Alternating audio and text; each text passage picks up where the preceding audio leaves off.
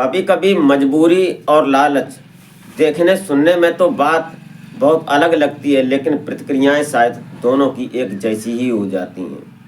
लालच में भी कभी कभी कुछ इंसान गलत काम कर बैठते हैं और मजबूरी में भी कुछ गलत कर बैठते हैं, लेकिन कार्य कुछ अलग प्रकार के हो सकते हैं। आज एक लड़की अपनी पढ़ाई में कुछ मार्क्स ज़्यादा पाने के लिए कुछ इस प्रकार की प्रतिक्रिया जाहिर करती है अपने टीचरों से, जो कि जिसने 3 टीचरों ने उसकी पर्ची को सुना और देखा और उसमें जो नंबर दिया था, संपर्क नंबर, उस पर जब कॉल की तो वो कई कई बातें सोचने लगते हैं उस लड़की के बारे में। वो लड़की मजबूर थी और उसके पीछे कुछ लालच भी था।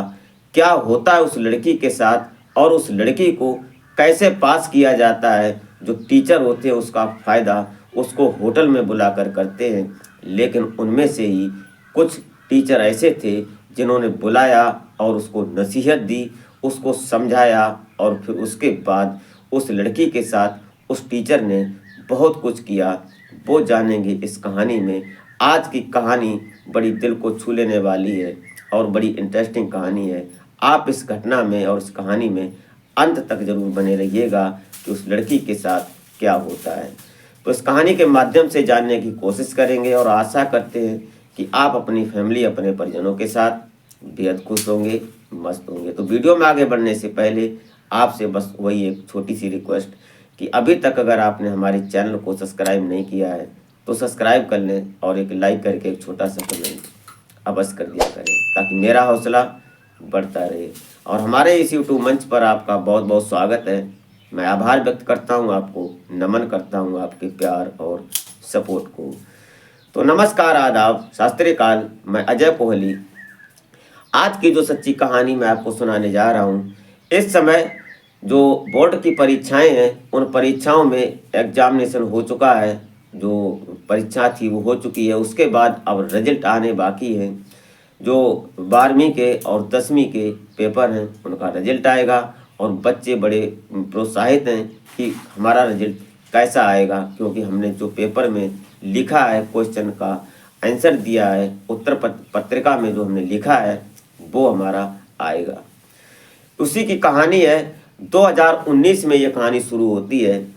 उत्तर प्रदेश का एक जिला पड़ता है रामपुर, और यहाँ पर एक परिवार रहा करता था। परिवार के मुखिया होते हैं राम लखन, और उनकी एक पत्नी होती है मलोदा, और उनकी 2 बेटियां होती हैं। दरअसल ये जो बड़ी बेटी होती है जिसका नाम अंजलि होता है, जबकि छोटी बेटी जिसका नाम प्रिया होता है। बेटियां दोनों सुंदर थीं, लेकिन छोटी बेटी अभी उस छोटे स्कूल में पढ़ रही थी, प्राइमरी में पढ़ रही थी, लेकिन बड़ी बेटी 8वीं पास कर चुकी थी, 9वीं में उसका दाखिला हो गया था। लेकिन जैसे जैसे उस अंजलि ने जवानी की दहलीज पर कदम रखा तो उसकी सुंदरता और निखरती गई। अब थोड़ा ये जो राम लखन होते हैं ये कुछ कास्ट कैटेगरी में देखे जाएं तो ये ऐसी कास्ट में आते थे, और इनका काम सिर्फ यही था कि खेती बाड़ी करना, दूसरे के खेतों में साझेदारी करना और उससे अपने परिवार का भरण पोषण करना। एक सामान्य सा नॉर्मल सा परिवार था, न कि इसमें कोई खासी आमदनी थी, ऐसा कुछ नहीं था। लेकिन वक्त की मार कुछ इस प्रकार से पड़ी कि 2015 के आसपास जो राम लखन होते हैं उनकी बीमारी के चलते मौत हो जाती है। अब जो मलोदा होती हैं वो अकेली दोनों बेटियों को संभालती है। गरीबी का दौर चल रहा था, खेती बाड़ी मजदूरी करना उनका काम था। कैसे पढ़ाई की जाए और कैसे उनको बच्चियों को संभाला जाए। लेकिन जब अंजलि 9वीं में दाखिला लेती है उसके बाद उसका शरीर विकसित होने लगता है और वो सुंदर और लगने लगती है। 9वीं करने के बाद जब वो 10वीं में पहुंचती है तो जो मलोदा होती हैं वो सोचती हैं कि अब कुछ भी हो, मैं अपनी बेटी की शादी कर दूं ताकि लोग कुछ कह ना पाएँ और कुछ ऐसी बात ना हो पाए, ताकि हमें शर्म लगे और हमारा माथा शर्म से नीचा हो। ये उनका विचार था। इसलिए उन्होंने अपने रिश्तेदारों से कहकर और इधर उधर जा आकर कहीं ना कहीं जाकर उनको एक लड़का मिल जाता है, और लड़के का नाम होता है करमवीर। करमवीर जो था वो राजस्व विभाग में कार्यरत था किसी पद पर। इसलिए, लेकिन वो शकल सूरत से कुछ सांवला था। उसकी नौकरी तो थी, गवर्नमेंट जॉब थी, लेकिन अंजलि उससे कई गुना बेहतर सुंदर थी। उसको देखने के बाद जब दोनों परिवारों की रजामंदी होती है, आमने सामने जब लड़का और लड़की देखे जाते हैं, तो लड़की को देखकर कहीं ना कहीं करमवीर जो होता है वो खुश हो जाता है। वो सोचने लगता है कि मैं अब इससे शादी करूंगा, क्योंकि वो इतनी सुंदर थी।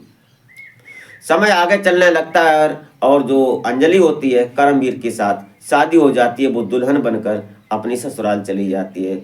वक्त का पहिया धीरे धीरे आगे बढ़ रहा था।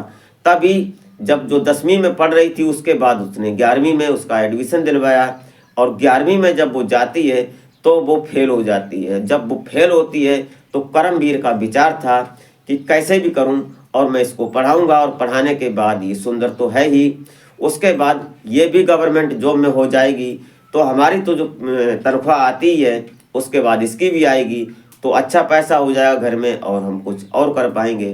कुल मिलाकर उसको लालच था, उसके शरीर से भी और उसके जॉब से भी, इसलिए वो उसको पढ़ाने लगता है। लेकिन जब वो 12वीं में जाती है तो 12वीं के जब वो 11वीं में फेल हो जाती है, फिर उसने दोबारा 11वीं में पढ़वाया, उसको पास हो जाती है कैसे करके।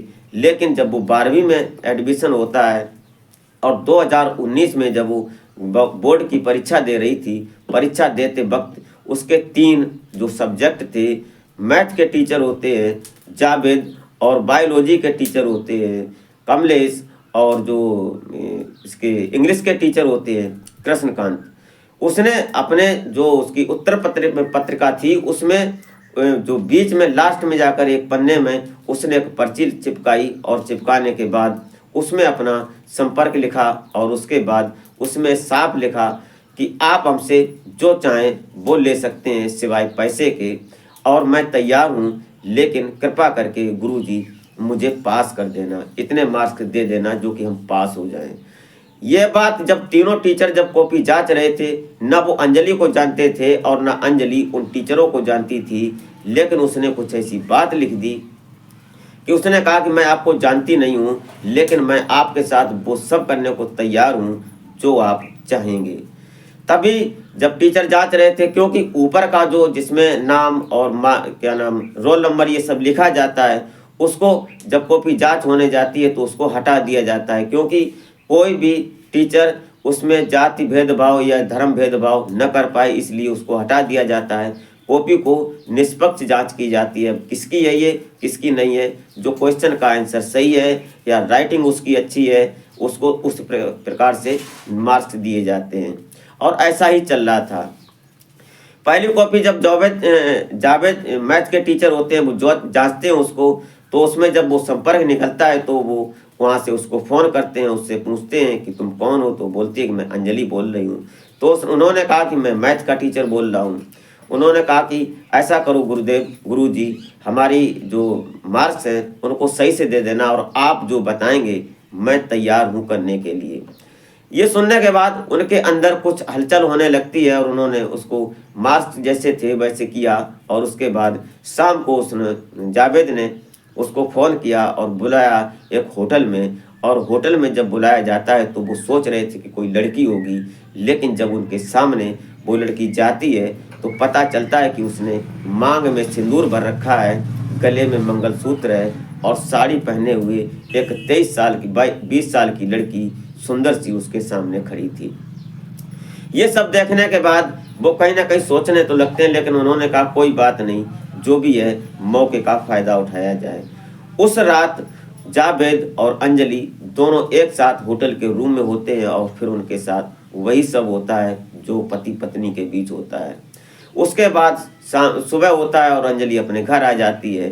तभी इधर से एक फ़ोन आता है जो कि कृष्णकांत फ़ोन करते हैं, इंग्लिश के टीचर होते हैं। उन्होंने फ़ोन किया और पूछा कि तुम कौन हो, तो उन्होंने बताया कि मैं अंजलि बोल रही हूँ।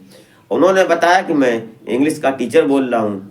दोनों की बात होती है। उन्होंने कहा कि मैं तुमसे मिलना चाहता हूँ। उन्होंने कहा कि मैं ज़रूर मिलूँगी। तो उन्होंने एक होटल में बुलाया कि लॉज में, और वहाँ बुलाने के बाद वो दोनों मिलते हैं। मिलने के बाद जो अंजलि होती है उनसे बोलती है कि आप जो चाहें वो कर लें, लेकिन मुझे पास कर दें, मेरी कुछ मजबूरी है। उसके बाद कृष्णकांत बोलते हैं कि देखो तुम पास तो हो गई हो, तुमने जो अपने उत्तर पत्र में पत्रिका में जो लिखा है, आंसर दिया है क्वेश्चन का, वो सही है और हमने अपने हिसाब से कर दिया है। अंजलि पूछने लगती है कि मुझे मार्क्स कितने मिले हैं, नंबर कितने मिले हैं, वो बता दो गुरुजी।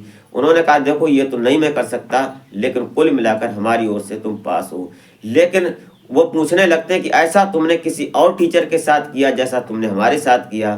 तो अंजलि आज सच बोलने लगती है और वो बताती है उनको कि मैंने किया और ऐसे ऐसे मैं जावेद से मिली और उन्होंने हमारे साथ एक रात बिताई और एक नहीं कई बार उनके शारीरिक संबंध भी बने। उसने सारी बात सच सच बता दी।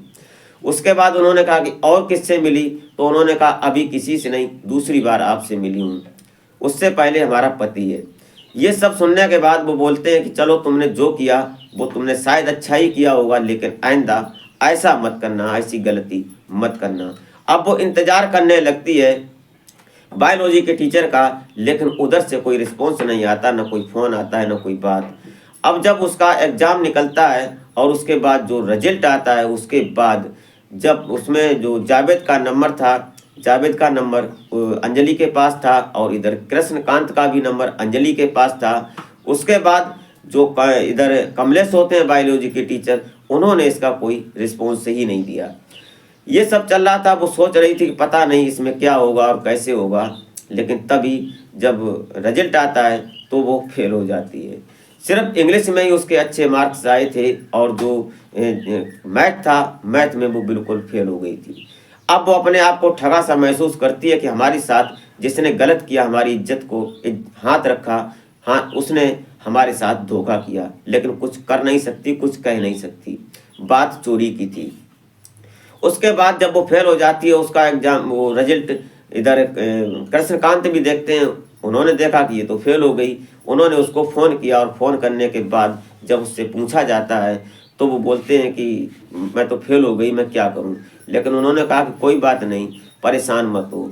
और जब ये रिजल्ट उसका पति कर्मवीर देखता है तो वो उसको कहीं ना कहीं बहुत बुरी तरह से लताड़ता है, डांटता है। और उसने कह दिया था कि अगर तुम फेल हो गई इस बार तो मैं तुमको तलाक दे दूंगा, मैं तुमको नहीं रख सकता, क्योंकि तुमसे हमको पैसे की ज़रूरत है, न कि तुमको पालने की ज़रूरत है।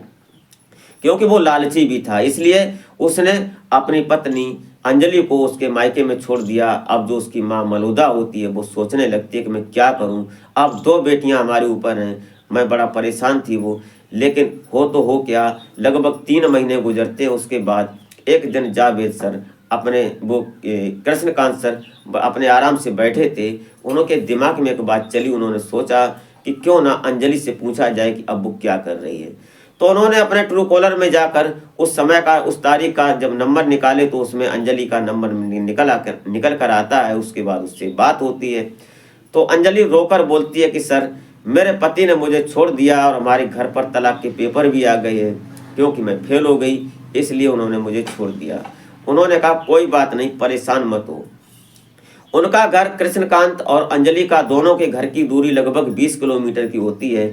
वो शाम को अपनी वाइफ उठाते हैं स्कूल के बाद, वो उसके घर पहुंचते हैं। वहां जाने के बाद उसकी माँ से मिलते हैं, उसकी छोटी बेटी जो प्रिया होती है उससे, दोनों से तीनों लोगों से मिलने के बाद उससे बैठते हैं, नाश्ता पानी जो भी होता है वो उसको मोटिवेट करते हैं और बोलते हैं कि तुम परेशान मत हो, तुमको पढ़ाई की वजह से तुम्हारे पति ने छोड़ा है, अब तुम पढ़ाई इतनी करो कि तुम्हारा पति तुम्हारे सामने बौना नजर आए और उसको ये बता दो कि पढ़ाई में कितनी ताकत होती है, शिक्षा में कितनी पावर होती है। यही हुआ। अब कृष्णकांत उसको शाम को ट्वीट करते हैं, पढ़ाते हैं, उसको ट्यूशन जाने पढ़ाते हैं और अंजलि को उसके बाद ज्वाइन करा दिया और 12वीं में उसको दाखिला दिलवा दिया।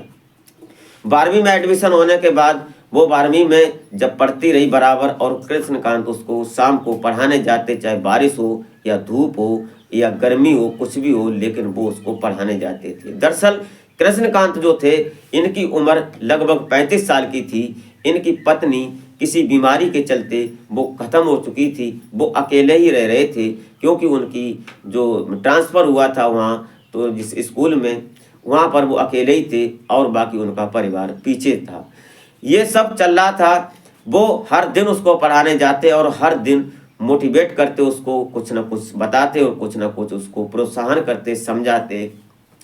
ये सब चल रहा था। उसने 85 नंबर लाए, उसके परसेंट लाने के बाद वो पास हो जाती है 12वीं में। अब उन्होंने ग्रेजुएशन की उसकी तैयारी करवाना शुरू कर दिया।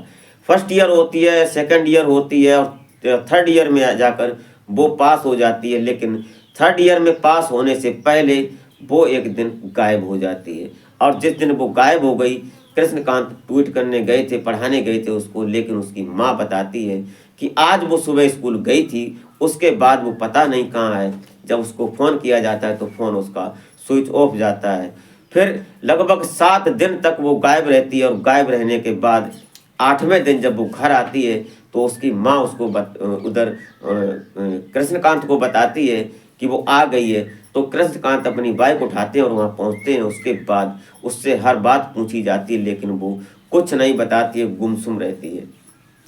ये सब चल रहा था। लगभग 2 महीने गुजर जाते हैं और जो अंजलि होती है बिल्कुल साइलेंट रह जाती है, अपने कमरे में अपने आप को बंद कर लेती है। और जो ये पढ़ाने जाते हैं तो वो उसकी पढ़ाई भी नहीं करती है और वो गुमसुम रहती है। और कृष्णकांत वहाँ से अपने वापस चले जाते हैं। उसी बीच एक दिन पता चलता है कि अंजलि ने पॉइजन खा लिया है, और उसके बाद उसकी हालत खराब हो गई। और उसकी माँ उनको बताती है कि इसे हॉस्पिटल में है। तुरंत दौड़े भागे कृष्णकांत जब हॉस्पिटल में पहुंचते हैं तो डॉक्टर ने उसको बताया, कृष्णकांत को बताया कि लगभग अगर ये 10 घंटे तक झेल गई, बच गई, तो मैं इसको बचा सकता हूँ। लेकिन कुदरत की ऐसी मेहर थी कि वो नॉर्मल होती चली गई, और उसके बाद वो साबित हो जाती है, जिंदा हो जाती, बच जाती है। लेकर आते हैं घर, छुट्टी होती है। उसके बाद उससे कृष्णकांत आज बड़े सहूलियत से और शालीनता से पूछते हैं कि अंजलि, मैंने अभी तक तुमसे ये नहीं पूछा कि तुम कहाँ गई थी, क्यों गई थी, लेकिन आज मैं तुमसे कुछ पूछना चाहता हूँ। सच बताना। तुम ये बताने की बजाय ये समझ लेना कि मैं गुरु दक्षिणा दे रही हूँ। ये सुनने के बाद अंजलि रोने लगती है और वो कोशिश करती है कि कृष्णकांत को वो लिपट जाए, लेकिन ऐसा कर नहीं पाती है। दायरा था गुरु और शिष्या का, इसलिए वो दूर रहकर ही रोती और रोने के बाद उनको सारी दास्तां बयां करती है। दरअसल अंजलि जो थी, जब वो थर्ड ईयर में थी, ग्रेजुएशन में थी, उसके बाद उसका एक लड़के से अफेयर चल गया था जो कि उमेश यादव होता है, और उसके साथ उसने जीने मरने की कस्में खाई थी। उसके बाद उसने सोचा कि मैं भाग चलती हूँ, और उन्होंने कहा कि मैं भगा ले चलूँगा। वो 8 दिन तक 7 दिन तक एक होटल में रहती है, और वहाँ रहने के बाद उसको कई एक बार भोगते हैं उमेश यादव, जो उसका साथ जो क्लास फेलो होता है। उसके बाद वो एक दिन शाम को गायब हो जाता है। जब ये बात अंजलि को पता चलती है तो अंजलि अपने आप को ठगा सा महसूस कर कर और वो अपने घर आ जाती है। ये बात जब कृष्णकांत सुनते हैं तो वो परेशान हो जाते हैं, लेकिन बोलते हैं कोई बात नहीं, तुमने गलती फिर की दोबारा, लेकिन गलतियां मत करो, क्योंकि तुम महिला हो, तुम लड़की हो, तुम एक तलाकशुदा महिला हो। ये बातें सुनकर अंजलि रोती तो है, लेकिन कर क्या सकती थी। उन्होंने पूछा कि तुमने पॉइजन क्यों लिया, ये तो बताओ, ये क्या समस्या बनी, जो करके आई वो कोई बात नहीं थी। वो बोलती है कि मैं बताऊं क्या सर, मैं 1 महीने की प्रेग्नेंट हो चुकी हूँ, इसलिए मैंने सोचा, मैंने दवाई लेने की कोशिश की, लेकिन मैं किसको मुंह दिखाऊंगी इस बच्चे को, इसलिए मैंने सोचा कि मैं अपनी ज़िंदगी ही ख़त्म कर लेती हूँ। यह सुनकर कहीं ना कहीं कृष्णकांत उसकी माँ मलोदा से बोलने लगते हैं कि देखो, अगर तुम लोगों को बुरा लगे तो मेरी बात वापस कर देना, और नहीं तो मैं तुमसे एक बात कहना चाहता हूँ। कृष्णकांत बोलते हैं उससे कि ये देखो, मैं अंजलि को शुरू से पसंद करता हूँ और मैं इससे प्यार करता हूँ और मैं इससे शादी करना चाहता हूँ। मैं सब कुछ जानने के बाद कि ये समय 1 महीने की प्रेग्नेंट है, और इन्होंने ऐसा किया कि वो एक लड़के के साथ भाग गई, वो भी इन्होंने गलती की, इनके पति ने इनको छोड़ दिया, जबकि ये एक तलाकशुदा महिला हो चुकी हैं। लेकिन ये भी बात मैं जानता हूँ, फिर भी मैं इससे प्यार करता हूँ और मैं इससे शादी करना चाहता हूँ। ये सुनने के बाद अंजलि आज पहली बार कृष्णकांत को लिपट कर रोने लगती है और उनके पैरों तले बैठ जाती है, क्योंकि आज कृष्णकांत जैसा सुंदर और स्वच्छ और एक गवर्नमेंट सर्वेंट जो कि टीचर होने के बाद आज उन्होंने उस अंजलि को अपनाया। एक नेक दिल, एक दरिया दिल इंसान होने के बाद आज तक उन्होंने कोई ऐसी बात नहीं की अंजलि से जो कि अंजलि के दिल में कभी बैठी हो। दोनों एक दूसरे के चाहते थे, लेकिन आज दोनों एक हो जाते हैं। उसके बाद जो अंजलि की बहन होती है प्रिया, वो भी ये सोचने लगती है, वो भी खुश हो जाती है, क्योंकि वो भी धीरे धीरे जवान हो चुकी थी। उसके बाद अंजलि और कृष्णकांत की 2021 में शादी हो जाती है, और शादी होने के बाद आज उसको फिर एक सुंदर पति जो कि गवर्नमेंट जॉब में है, वो भी एक टीचर के पद पर, उनकी दोनों शादी होने के बाद उसके बाद उन्होंने अपनी छोटी बहन जो कि प्रिया होती है उसकी भी शादी करवाई। और उसके बाद आज उनकी माँ जो मलोदा है वो अपनी बड़ी बेटी अंजलि के साथ रह रही है, और अंजलि और कृष्णकांत के पास एक बच्चा भी है। वो अपनी ज़िंदगी को बड़ी अच्छी तरह से जी रहे हैं और बड़ी खुश होकर, क्योंकि अंजलि ने शादी में ये कसम खाई थी कि मैं आज के बाद कभी भी कोई गलत काम नहीं करूँगी, मर जाऊँगी लेकिन ऐसा काम कभी नहीं करूँगी जो कि हमारे पति या हमारी मर्यादा पर दाग लगे। क्योंकि कृष्णकांत ने भी ये बात उन लोगों को बताई थी, अंजलि और प्रिया और उनकी माँ मलोदा को, कि ये बात सिर्फ हम 4 ही लोग जानते हैं कि ये 1 महीने की प्रेग्नेंट है, ये बात किसी को नहीं बतानी है। उन्होंने शादी कर ली और आज उनके पास वही बच्चा है, और उसके बाद बड़ी खुश ज़िंदगी जी रहे हैं। दोस्तों, ये रही कहानी, आपको कैसी लगी आप कमेंट बॉक्स में ज़रूर बताएं, और अभी तक अगर आपने हमारे चैनल को सब्सक्राइब नहीं किया है तो सब्सक्राइब जरूर कर लें, और एक लाइक करके कमेंट जरूर कर दिया करें। दोस्तों, इस घटनाक्रम को सुनाने का उद्देश्य किसी को हैरान या परेशान करना नहीं था, बल्कि आपको जागरूक करना होता है कि आने वाला वक्त हमारे सामने किस शक्ल में आएगा जिसकी हमने कभी कल्पना भी नहीं की होती है। तो मिलते हैं फिर नेक्स्ट वीडियो में, तब तक के लिए जय हिंद।